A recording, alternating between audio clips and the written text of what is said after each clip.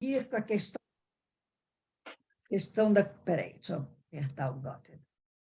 Questão da cultura na contemporaneidade, que eu acho muito interessante, essas divergências. Vamos lá. Segundo Guy Debord, há um empobrecimento das ideias nessa fase, como força motriz da vida cultural.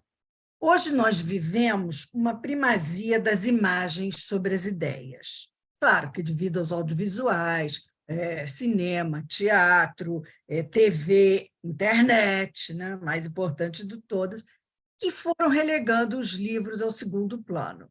Tem uns intelectuais que acham que, em breve, os livros estarão enterrados. Eu tenho dúvidas disso.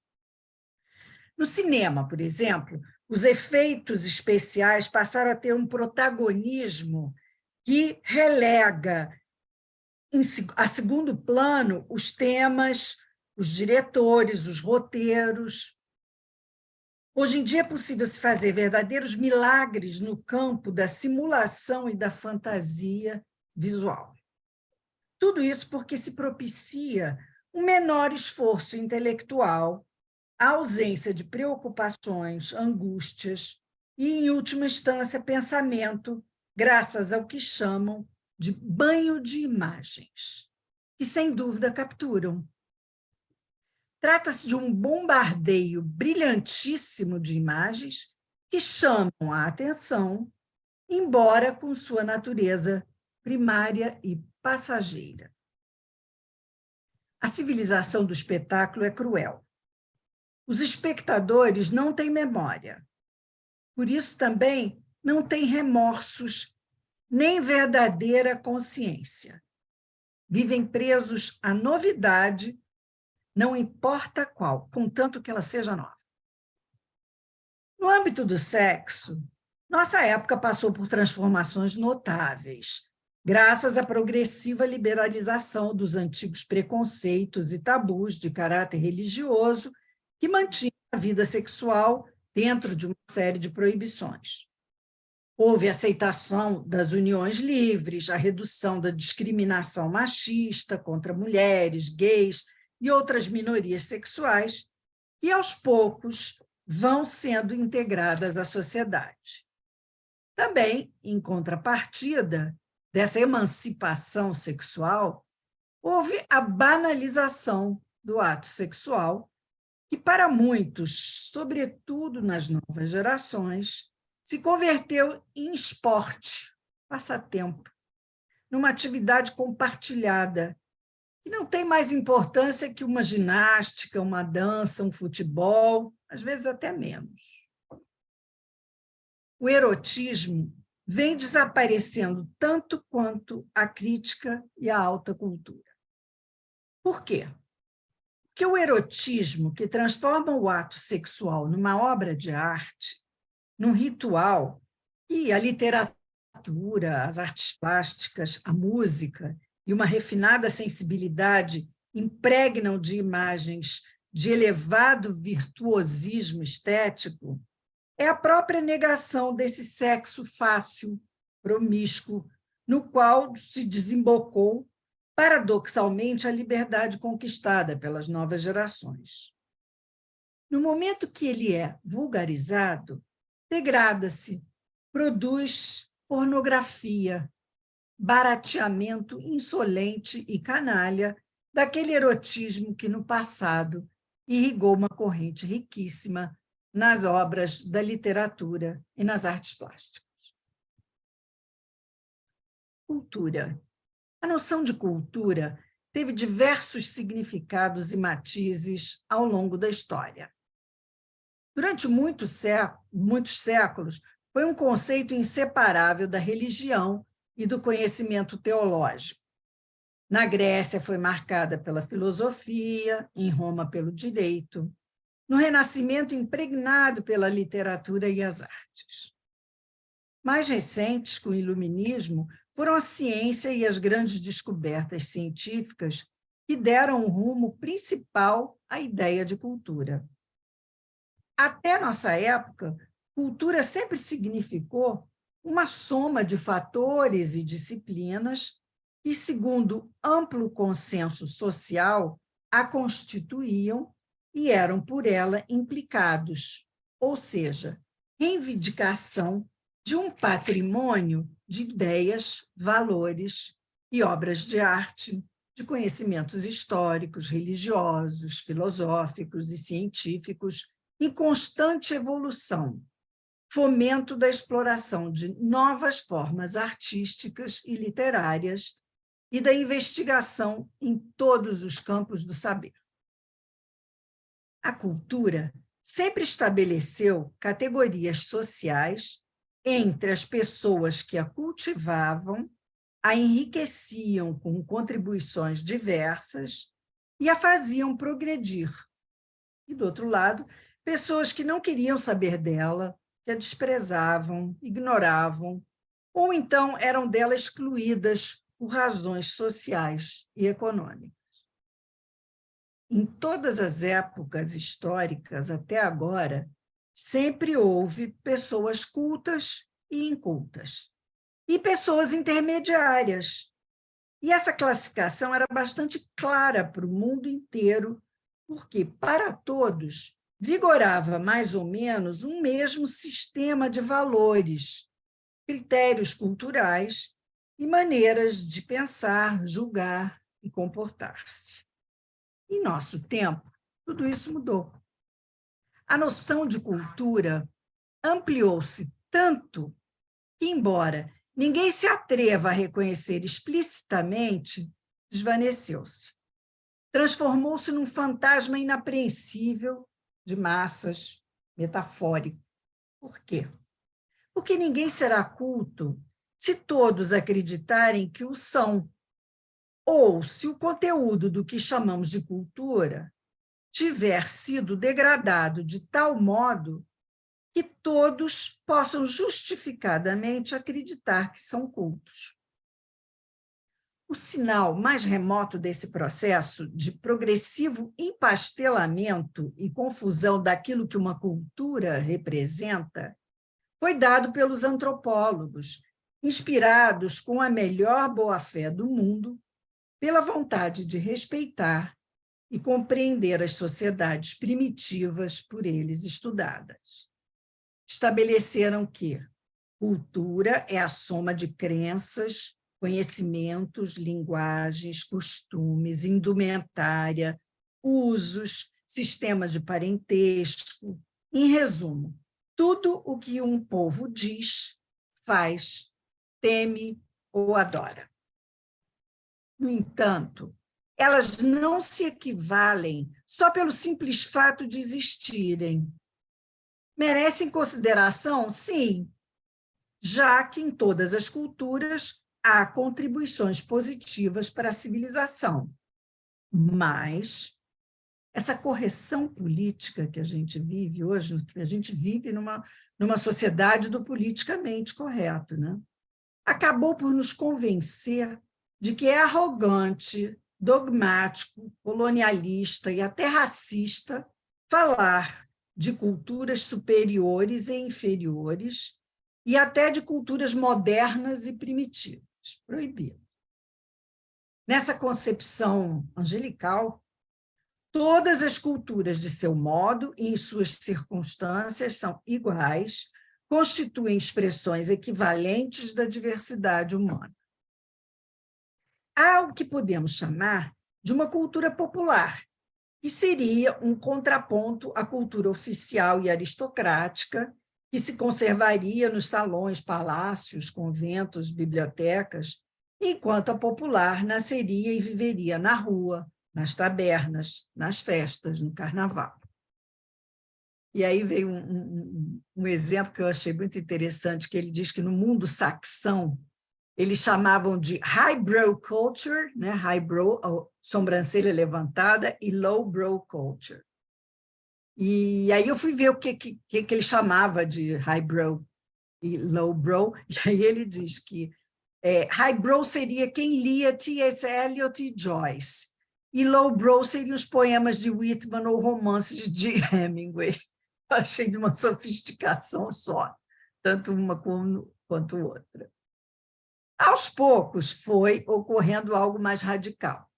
Aboliram as fronteiras entre cultura e incultura e conferiram dignidade relevante ao inculto, garantindo que o que possa haver de imperícia, vulgaridade e negligência nesse âmbito discriminado é compensado por sua vitalidade, seu humor, pela maneira desinibida e autêntica com que representam as experiências humanas mais compartilhadas. Assim, foram desaparecendo de nosso vocabulário, afugentados pelo medo de se incorrer no politicamente incorreto, os limites que mantinham a separação entre cultura e incultura, pessoas cultas e pessoas incultas. Hoje ninguém é inculto, ou melhor, todos somos cultos.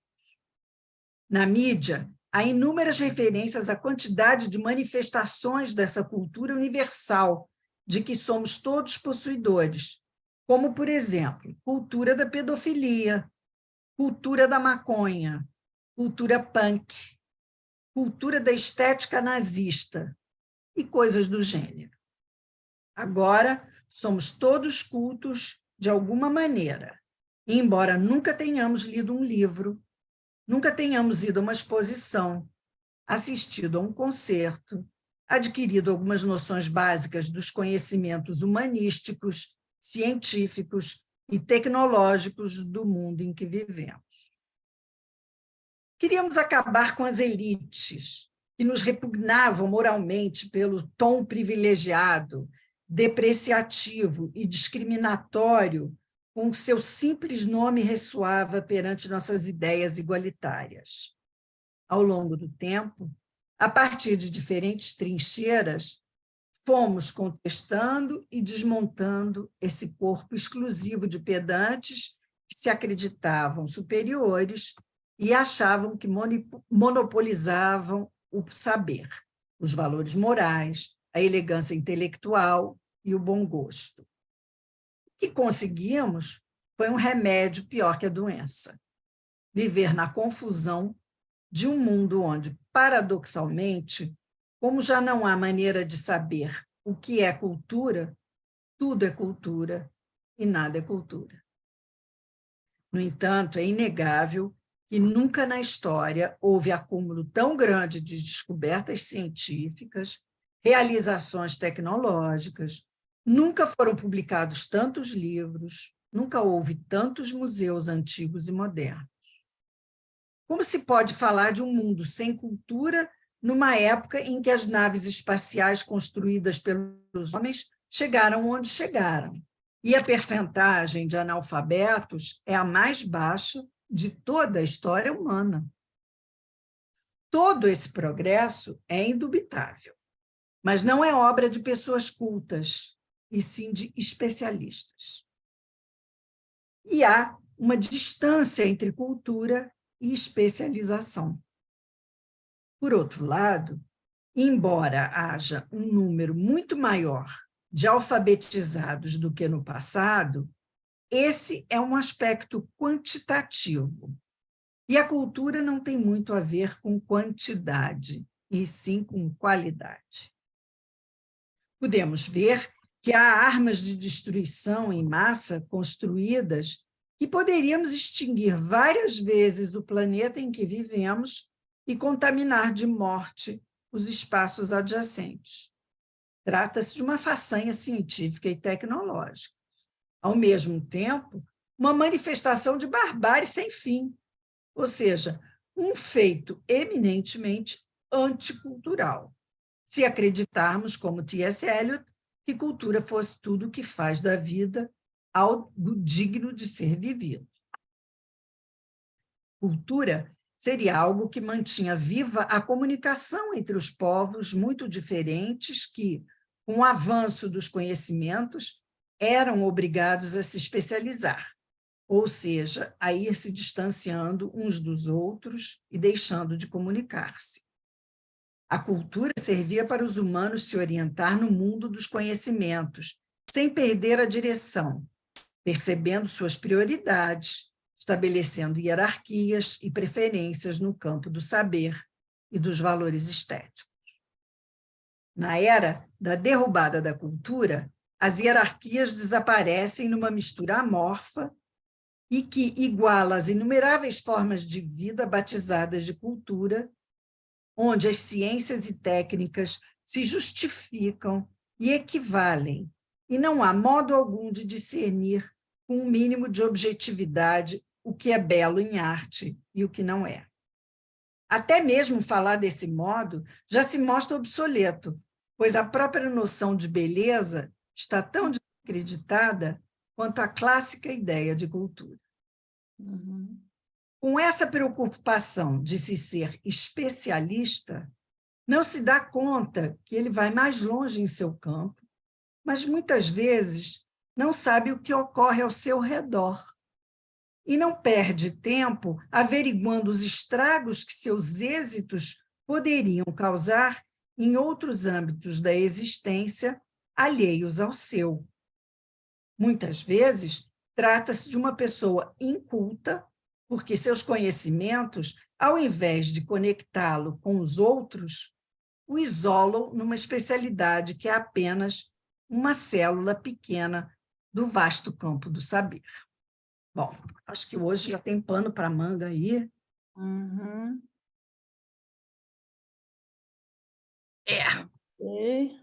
Ó, Eu- Cecília, eu acho muito que você trouxe muito bem a contribuição do Debord, chamando a atenção de todos. Assim, ele publicou em 1967. Ele estava ali presente na Revolução dos Costumes, também lá em Paris. E ele é considerado um verdadeiro profeta do que viria. Quer dizer, a condição olha só, todos os pensadores da contemporaneidade ocidental, eles se referem ao Debord de uma forma ou de outra. Ó, o Turk, quando ele publica o que eu citei já para vocês, A Sociedade Excitada, é uma citação ao Debord. Por quê? Porque ele parte daí para analisar a Alemanha da contemporaneidade. Então, parte de Debord. O Byung-Chul Han, quando ele fala a Sociedade do Cansaço, ele está citando Guy Debord. Modestamente, quando publiquei A Sombra do Espetáculo, eu também estou fazendo referência e reverência ao Debord. Então, quando a gente usa esse termo, vamos dizer assim, pensando a nossa época, nós todos citamos Debord, porque o que ele colocou, a ideia de que, do momento que você banaliza tudo, muita coisa, sobretudo entre os seres humanos, vai se enfraquecendo. Então, ele lança ideias que nem sempre... o próprio Woody Allen fez um filme em cima do trabalho do Debord, que foi o Celebridade. Então, assim, ele é citado em todas as épocas, porque partiu dali aquela percepção. Ele é italiano, mas estava em Paris, e de repente... isso acontece a algumas pessoas, né? Um pensador, ele anteviu, olha só, foi antes dos anos 70, foi antes de Lacan formular o discurso do capitalista. Então, eu acho que é uma referência muito boa que você traz para a nossa reflexão aqui sobre a desumanização. Porque que banalizou alguma coisa, acho que sim, né? sim. Eu concordo com várias coisas que ele diz, sim, essa questão da banalização do sexo, Inclusive do mal, como diz a Hannah Arendt. Uhum. Sim.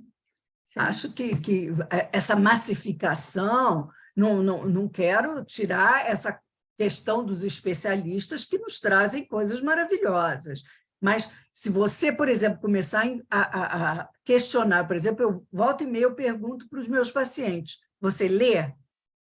Eu diria que 80% não lê. Uhum. Isso eu estou falando de uma nata, né? Uma nata. Uhum. É uma coisa que me impressiona. Essa garotada de hoje em dia não lê. Eles leem os livros que o colégio manda. Ponto. Yeah. Então, Alguma coisa eu fui fisgada aqui quando você falou uma referência entre cultura e especialistas, né? Que você restringe a sua própria área. E aí me veio à cabeça, eu estou lendo Spinoza, e que o Spinoza trabalhava Descartes, que era contemporâneo dele. Mas ele morava a 2 esquinas do Rembrandt e um não sabia do outro. Quer dizer, e é essa alta cultura, o Rembrandt produzindo os quadros que nós temos, o Spinoza produzindo a ética, que é vigente até hoje, e estavam isolados. Agora, eu também acho que esse banho de imagens faz um apelo muito grande à inteligência, sim. Quando você vê os avatares, quando você vê a inteligência artificial. Então, eu não acho que inferioriza. não, mas ele não fala como inferiorização, não. Ele não fala como inferiorização, ele fala que essa questão das imagens capturam e que você não precisa pensar tanto, que aquilo está tudo ali projetado, bonito, capturante, entendeu? E ficar pensando, será que fulano fez isso? Não, aquelas imagens são, sabe, vibrantes e capturam e passa para outra, que passa para outra. Eu acho são menos capturantes em termos de pensamento. Acho que é isso que ele quis dizer. Tá. Agora, também, eu não sei se você vai poder responder, de que erotismo ele fala, o Debord? Acho que... Não sei Erotismo. exatamente, mas... Porque fico pensando assim nessa... Claro que há diferenças culturas, há diferença de civilização, né? Civilizações e culturas, isso aí o Freud já marcava muito bem, né? Mas eu vou querer ler para poder entender um pouco melhor, né? Márcia, está com a mãozinha levantada.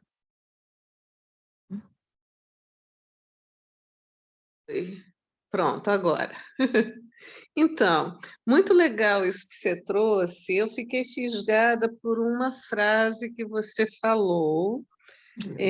Deixa eu ver aqui. O que o povo diz, faz, teme ou adora. Né? Um trechinho O que do seria seu cultura, texto. né? Isso, um trechinho do seu texto que é muito legal, assim, para a gente pensar.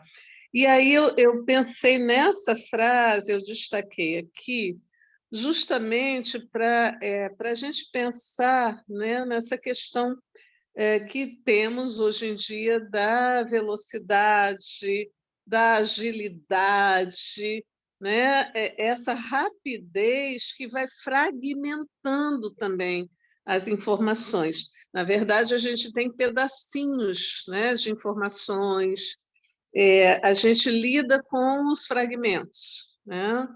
E aí eu fiquei pensando nessa questão da desumanização, né, e dos fragmentos, do que vai se fragmentando. Aí, como o psicanalista trabalha com o resto, né, o que resta para a gente pensar, né?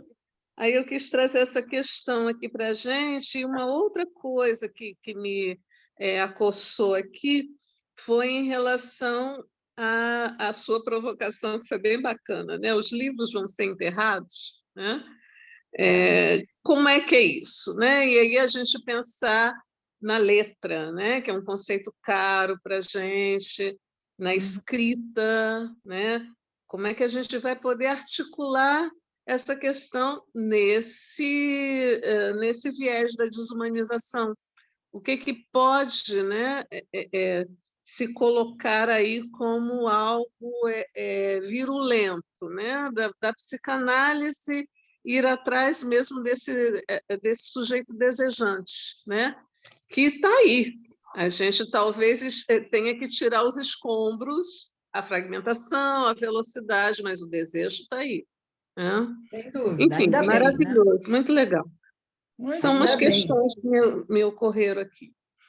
Muito bom. Olha, Ainda bem que fazendo um outro desejo. comentário, uma paciente está fazendo um relato, ela já até faleceu. Essa paciente, ela estava com problema no pé e ela procurou um especialista, né? Entrou numa clínica muito bem montada e sentou e começou a consulta. Falou, doutor, ele perguntou para ela, como começou? Olha, na mão, ela ia chegar no pé, mas ela falou, na minha mão, olha só um momento, meu colega que atende as mãos é a parte ao lado. Não, doutor, eu só queria começar contando como é que o problema chegou ao pé. Uhum. Olha, Não é o deu exemplo tempo. da fragmentação. Exatamente. Ele só atende problemas nos pés, nas mãos é o colega. Mas ela falou, mas doutor, eu estou só relatando, encadeando. Ah, bom, então pode continuar. Mas é a coisa tem que ser a rapidez, né? Eu sou especialista nisso e a coisa tem que ser rápida. Agora, ele pode não ter razão em tudo. Ele, logicamente, algumas coisas ele anteviu. Agora, é muito interessante, nos idos de 1967, você ter esse contexto. Ter essa sacação. Não tem a menor dúvida. Né? Agora, Trouxe é muita interessante mudança. Essa coisa do livro, Márcia, eu tenho muitas dúvidas, porque já houve estudos lá atrás, quando começou a internet, que começaram os e-books, eles acharam que os e-books iam bombar e que os livros iam parar de ser feitos, ia ser só o e-book. E eles viram que não. E não foi essa coisa assim, não.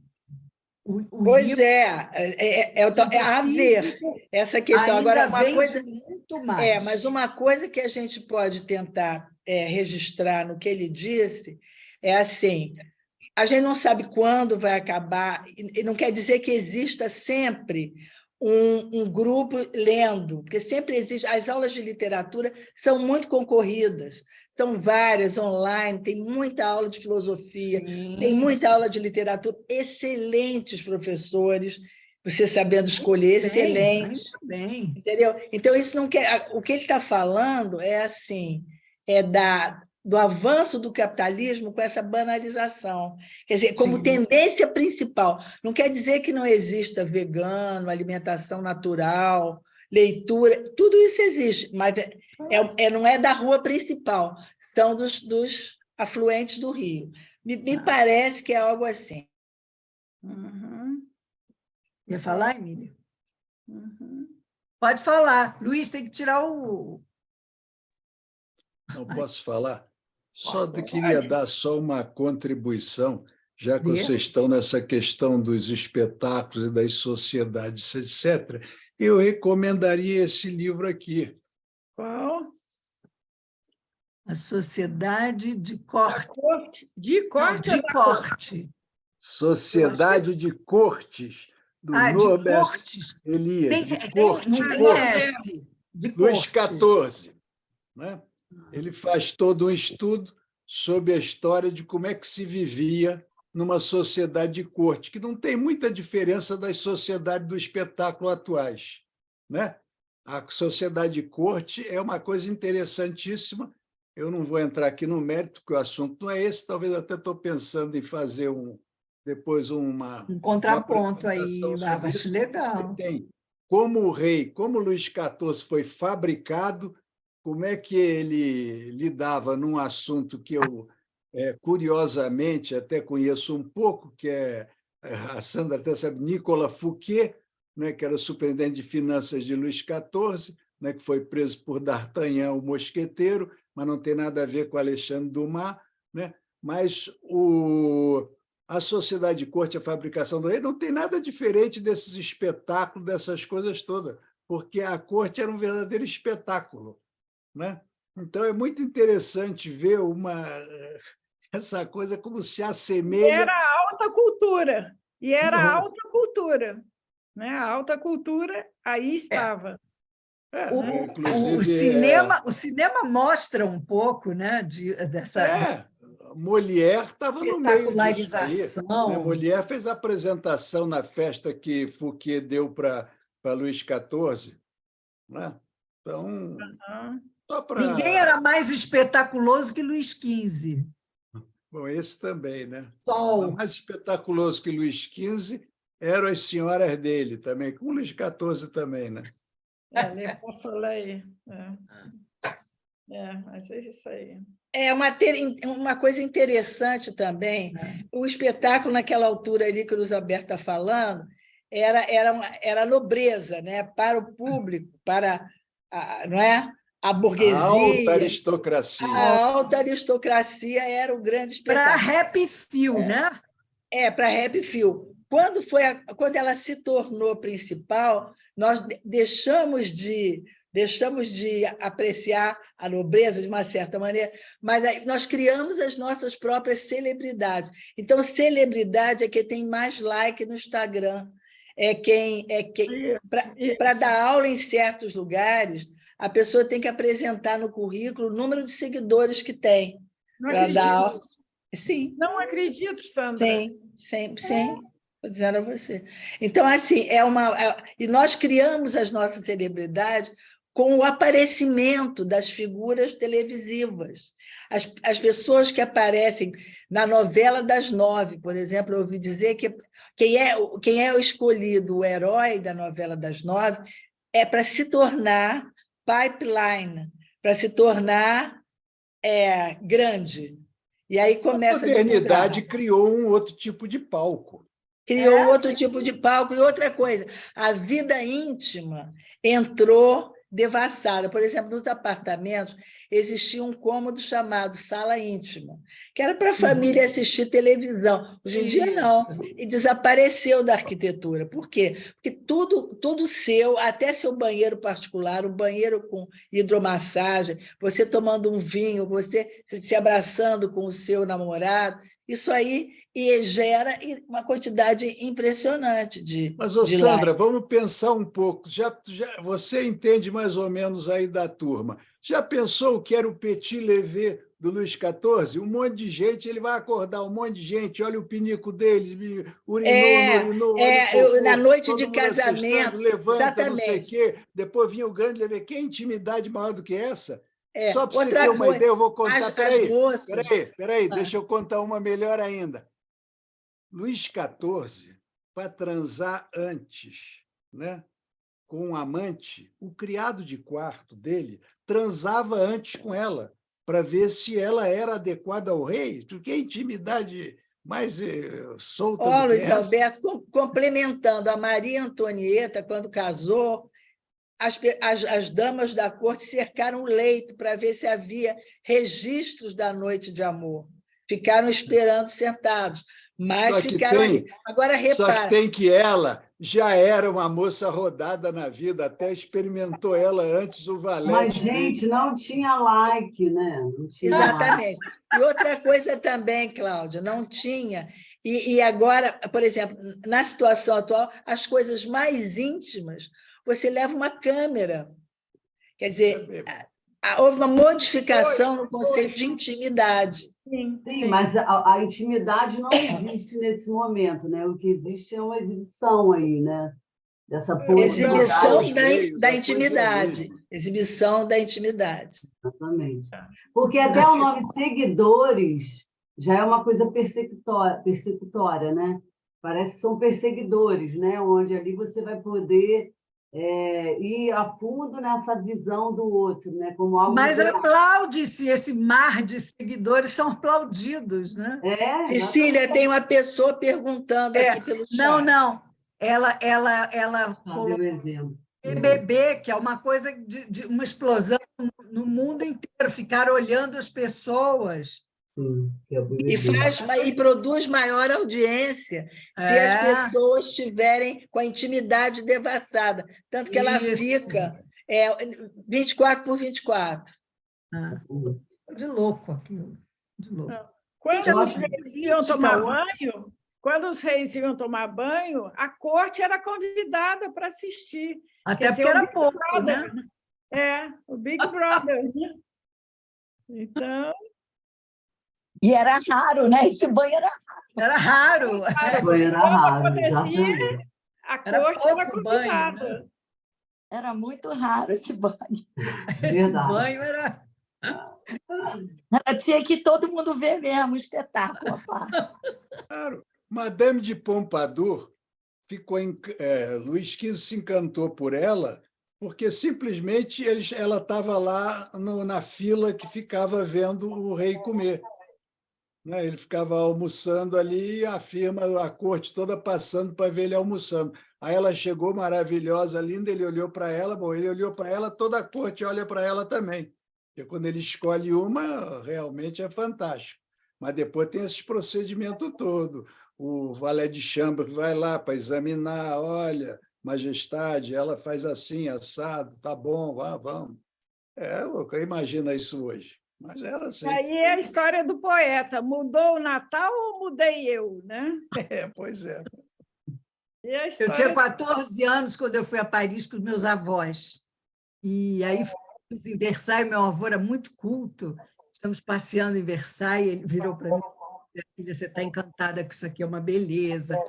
Ensinava uma série de... Agora, se eu te contar que as pessoas faziam cocô ali no cantinho, e um homem limpava aquele cocô do tapete. Eu peguei um guia que falou isso também. Versalhes, olha aqui, as mulheres que andavam com aqueles vestidos grandes ficavam com as beiradas, as bainhas do vestido todas cheias de urina, porque todo mundo urinava, os homens urinavam todos nas escadas de Versalhes. E a história do banho? A história do banho, que tomava o banho o rei, aí a mesma água, depois o outro. O bebê era o último, a criança na última água. Gente...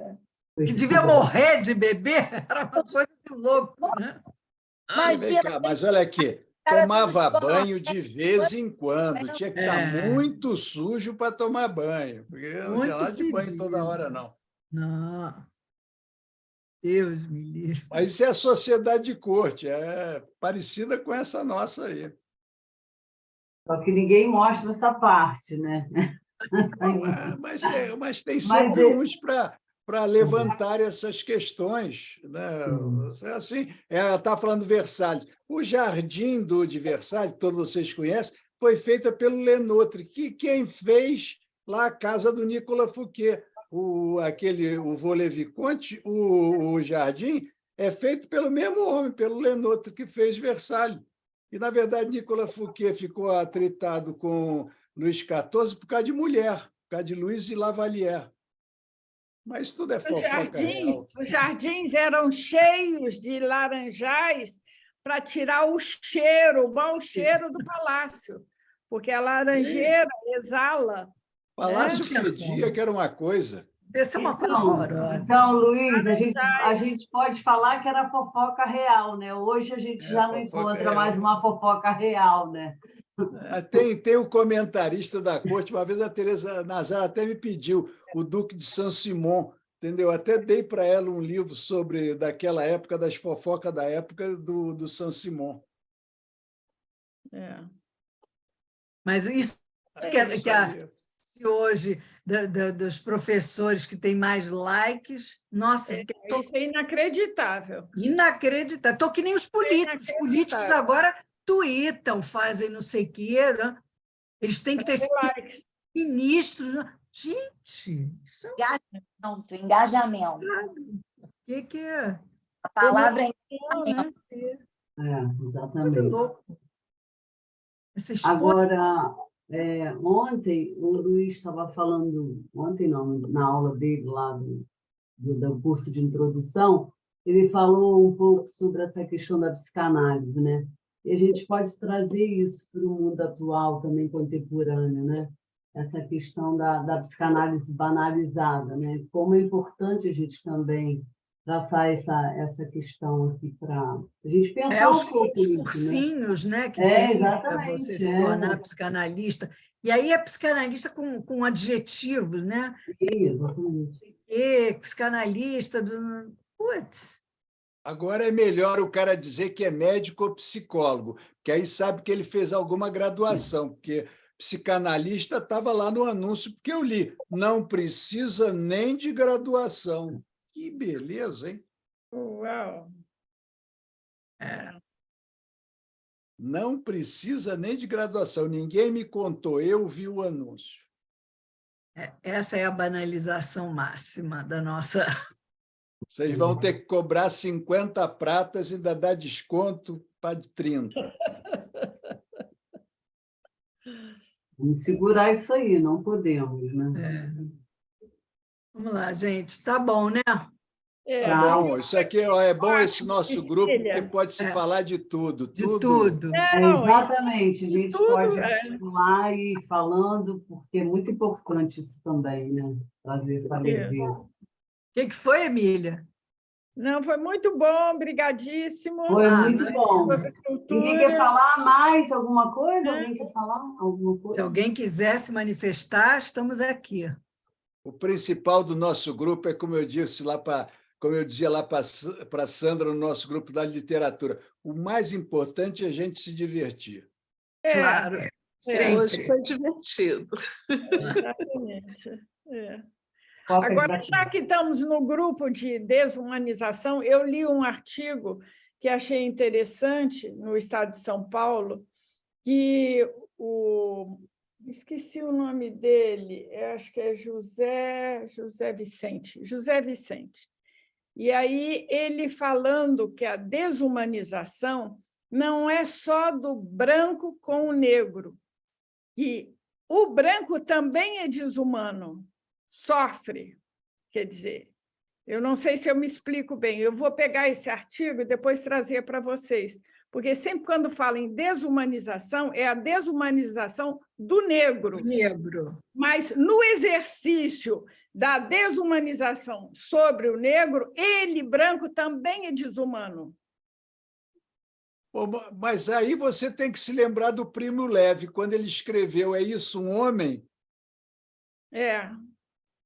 Exatamente. Então... É isso, um homem? Vamos em frente, enquanto... né? Aliás, um tema bom que a gente podia trazer. Muito bom. Ele, inclusive, eu acho que tudo parte da guerra. Uma série de transformações nos costumes que até então não se tinha visto, né? Esse tipo de desumanização assim, em massa, que é a diferença, é trazido daquela corte do rei para uma sociedade de massa. Essa é a ideia desse processo contemporâneo, do momento que você multiplica pelos meios de comunicação. Porque os meios de comunicação permitiram, porque sempre permitiram. E você passou a criar novos ídolos. Isso.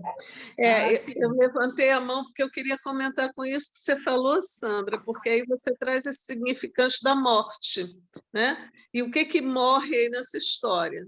Né?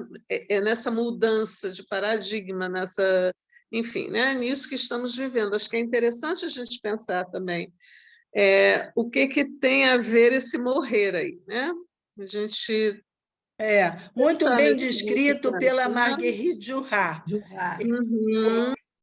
Porque o marido, Roberto Antelme, ele foi encontrado numa pilha.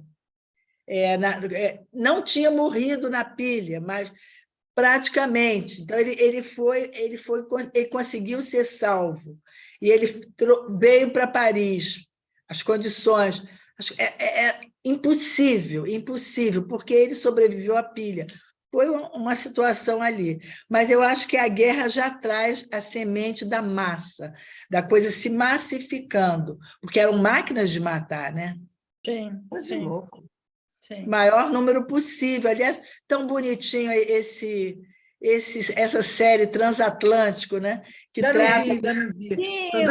muito interessante. Aparece a Hannah Arendt, aparece o Walter Benjamin. Então vou ver. Os surrealistas, todos numa Chagall, casa. Que delícia. Chagall, né? Lindo. Porque esse último filme de guerra... Esse último filme de guerra do Oscar... começa divinamente bem. Eu adorei o começo do filme, em que acontece um massacre, começa a cena, um massacre, e as pessoas correndo para resgatar as roupas, as coisas todas, para fazer uma reciclagem, porque eles não tinham material para fazer novos uniformes, nem novas coisas. Então, eles iam para os campos daqueles mortos todos para pegar aquilo tudo. Eu achei interessante, eu falei, nossa, que argumento interessante. Daqui a pouco, quando começa apresenta os personagens, aí você se encanta com os menininhos todos, eles entram na guerra e veem o que era a guerra. Eu falei, quer saber de uma coisa? Estou fora, não vou ver. Não vou ver, que eu não tenho mais estrutura para ver isso. Mas vale a pena ver Transatlântico. Vou ver. Vale a pena. É muito interessante. Eu segui a recomendação de vocês e vi. Gostou? Eu Gostei. Comecei a ver, achei muito bacana. É uma graça. Ali é o centro de resistência. As pessoas que foram... O próprio Primo Levi. Mas o Primo Levi, de fato, ele era químico. Então, ele teve um tratamento diferenciado. Ele foi usado como químico, né? E por isso, segundo ele, se matou. Porque ele vai dizer até... Será que um homem não era aquele que se jogava lá no arame, que os caras não só eletrificavam, como davam um tiro nele? Davam um tiro. Ele elaborou mal o fato de ter sido privilegiado e voltar com vida, né? E aí tirou a própria vida, até de uma forma violenta. Escreveu os livros e não conseguiu dar conta da situação. Ele não conseguiu. Você vê que, às vezes, a escrita segura, mas, às vezes, nem a escrita dá conta, como a gente mas também. Um negócio daquele realmente também não é segurar bom. uma barra daquela. Não é. Haja estrutura. Então, temos sugestão, então. Primo Levi é uma boa sugestão. O Primo Levi é uma boa sugestão. Obrigada, menina. Paula está aqui agradecendo as pesquisas. Ótimo. Beijo, foi ótimo. Tchau, queridos. Participe, é muito bom. Tchau, tchau. Muito bom.